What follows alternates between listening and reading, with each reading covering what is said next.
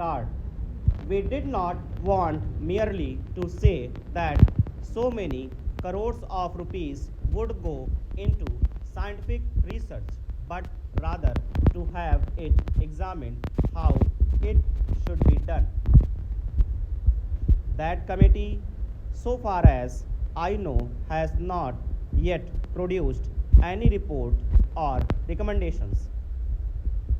But I wish to assure you that, in spite of our very considerable difficulties at the present moment because of the emergency and for other reasons, government will not hesitate to supply more funds for scientific research provided some kind of a reasoned approach is made.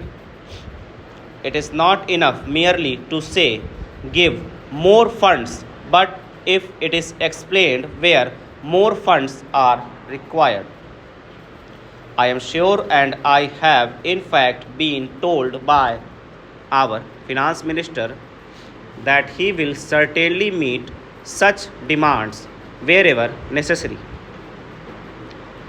Ultimately, it is the educational apparatus behind all this that counts, especially universities and specialized technical institutions.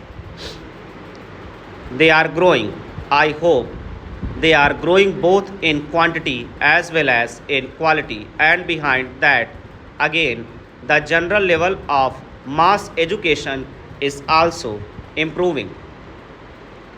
During these days of emergency, when very considerable defense burdens were cast upon us, we decided, in spite of those burdens, that we must not slacken in our efforts at development, because such a development was itself basic to strengthening the country. Any attempt to cut down on that would ultimately weaken the country. In that scheme of development, I attach the greatest importance to education. Some people seem to think that, useful as it is, education is not so important as putting up a factory. I might sacrifice any number of factories, but I will not sacrifice human beings and their education, because it is the human being who sets up the factories and produces the things we want.